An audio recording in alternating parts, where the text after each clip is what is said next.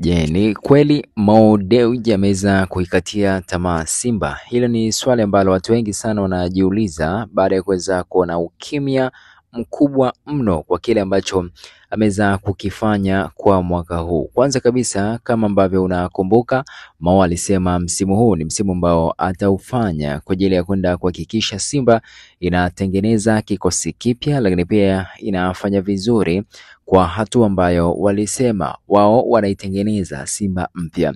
Tuliweza kushuhudia akisimamia sajili mbalimbali za Simba na kuweza kuwatoa baadhi ya viongozi ambao mwanzo walikuwa wanaitumikia Simba kwenye nyadhifa mbalimbali, na kikubwa zaidi ambacho alikifanya ni pamoja na kusema kwamba yeye atataka kuicement mpya Simba na kuhakikisha inapata wachezaji wazuri, lakini pia inachukua mataji mbalimbali kwa msimu unaofuata. Na tulishuhudia pongezi mbalimbali ambazo aliweza kuzipata kutokana na sajili ambazo alizifanya na zimeweza kuclick kweli kweli, ukishuhudia top scorer wa ligi kuu ya soka ya Tanzania bara ni Jean Charles Ahoua, lakini pia wakina Ateba Mokwala wamekuwa na namba nzuri, lakini pia kwa upande wa clean sheets magolikipa Mose Pimpin Kamara pia amekuwa na data nzuri akiwa na clean sheets 19, akiongoza akifuatiwa na Djigui Diarra ambaye ana clean sheets 16. Hapo kwa upande wa wachezaji baadhi yameweza kulipa, lakini kubwa ambalo tunalitazama ni ukimya wake kwenye kile ambacho ameweza kukifanya kwa msimu huu. Msimu umeweza kumalizika na kwa msimu hatujaweza kushuhudia akitoa kongole yoyote kwa watani zake wa jadi, kwa kuwa imekuwa ni utamaduni wake kuweza kufanya hivyo, hasa pale ambapo Yanga wanapiga hatua mbalimbali kwenye mashindano tofauti tofauti. Tulishuhudia akipongeza Yanga kuweza kutinga fainali ya kombe la shirikisho msimu wa 2023, lakini pia kipindi ambapo Yanga waliweza kuchukua ubingwa pia aliweza kuwapongeza kwa misimu yote ambayo imeweza kupita, lakini msimu huu amekuwa kimya kweli kweli. Tamko lake la mwisho kwa upande wa timu yake ya Simba ilikuwa ni kuelekea kwenye fainali ya kombe la shirikisho barani Afrika, ambapo aliandika kupitia ukurasa wake wa Instagram ikionyesha akiwa kwenye kikao, nadhani ni siku kadhaa kabla ya kuelekea fainali ya mchezo huo, na kuweza kuandika leo ni fainali ya kombe la shirikisho barani Afrika, na kwa unyenyekevu mkubwa tunamwomba Mwenyezi Mungu atujalie baraka, rehema na ulinzi kwa timu yetu pendwa ya Simba Sports Club. Naomba Mwenyezi Mungu awalinde wachezaji wetu, awape utulivu, awape nguvu, awape umakini na uwepo wa uwezo kuzingatia maelezo ya benchi la ufundi ili waweze kucheza kwa nidhamu na uhodari na ushindi. Tumefanya maandalizi yote kwa kiwango cha juu kadiri tulivyoweza. Tumefanya kazi kwa bidii, lakini sasa tunamtegemea Allah peke yake. Ewe Mola wetu, ni wewe tunayekuabudu na ni kwako tu tunakuomba msaada, tunakuwa kumkimbilia ila wewe. Tunakuomba utusaidie tupate ushindi, na katika finali hii utukirimu kwa heri na utujalie furaha hii ambayo mioyo yetu inaitamani. Na tunakubali Mola wetu kuwa wewe ndiye bora na waandishi wa mipango, na uhakika mipango yako ni bora kuliko yetu. Tunakuomba utupe lililo bora na sisi khair, na utukubalie kwa moyo mmoja yale utakayotuandikia, kwa sababu imani yetu iko kwako tu, Mwenyezi Mungu. #Simba nguvu moja, #Simba Sports Club.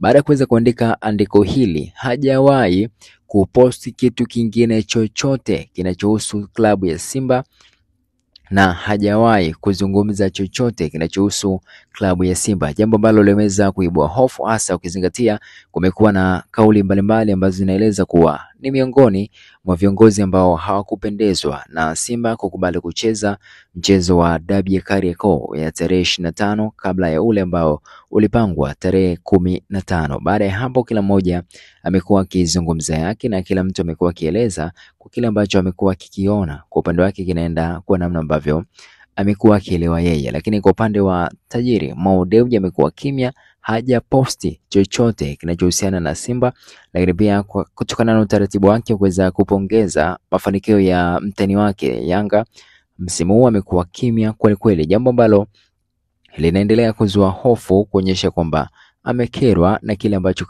kinaendelea unyamani. Na ukizingatia pia msimu huu kumekuwa na kauli ambazo zinasema kwamba alitoa ahadi ya kutimiza malipo ya wachezaji wake, jambo ambalo alilitimiza, lakini kumekuwa na udanganyifu mkubwa ambao umekuwa ukifanywa na baadhi ya viongozi wa Simba ambao wamekuwa wakipewa madaraka ya kuweza kuhakikisha baadhi ya wachezaji wanapata malipo yao kwa wakati husika. So huenda kile ambacho kinaelezwa kini kweli, lakini pia tuendelee kusubiri na tuone atakuja na jambo gani jipya kuhusiana na Simba kuelekea msimu ujao, lakini pia kile ambacho kimeweza kutokea kwa msimu huu. Kwa upande wa Ahmed Ally ambaye ni afisa habari na mawasiliano wa Simba, tulishuhudia jana kiweza kuandika andiko refu kweli kweli akifananisha Simba na Real de Madrid kutokana na kile ambacho kilitokea. Aliandika hivi: nianze kwa pole wana Simba kumaliza msimu bila ubingwa katika mashindano tulioshiriki, hususan ligi kuu na NBC. Wana Simba, tuepuke pressure za wanaotuaminisha tumefeli kupita kiasi.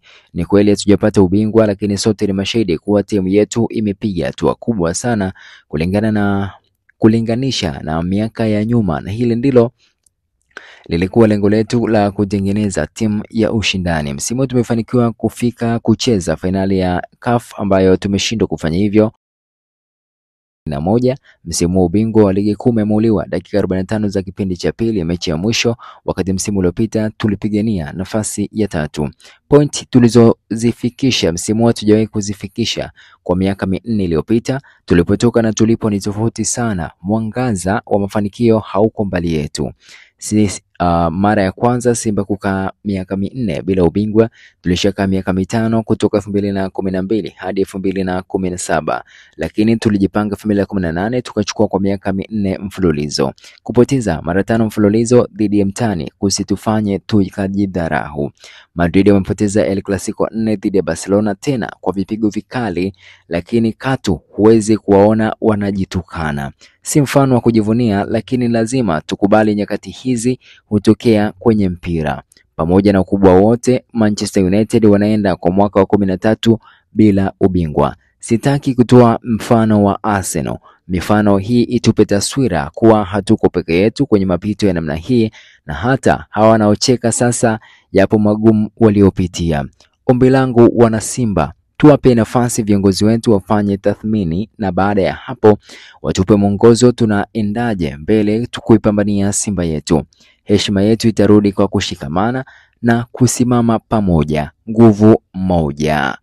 Aliweza kumaliza hivyo Ahmed Ally baada ya kuweza kuwasihi mashabiki wa Simba kwamba wasikate tamaa kwa kile ambacho kinaendelea, lakini pia wasivunjike moyo kutokana na hichi ambacho kipo kwa sasa, bali kiliwahi kutokea na kimetokea pia kwa vilabu vingine vikubwa ambavyo vipo duniani. Hivyo wavumilie na huenda msimu ujao ukawa mafanikio kwao, ila unajua hali ya sasa bana noma. Bwana, nikwambia tu kwamba usiache kuweza kusubscribe, lakini pia kugusa alama kengele na uwe mtongo wa kwanza kuweza kupokea taarifa mbalimbali za kimichezo, lakini pia burudani kipindi tu ambapo zinatokea. Mimi ni official PMTZ_it's PM Short, moto unaungua.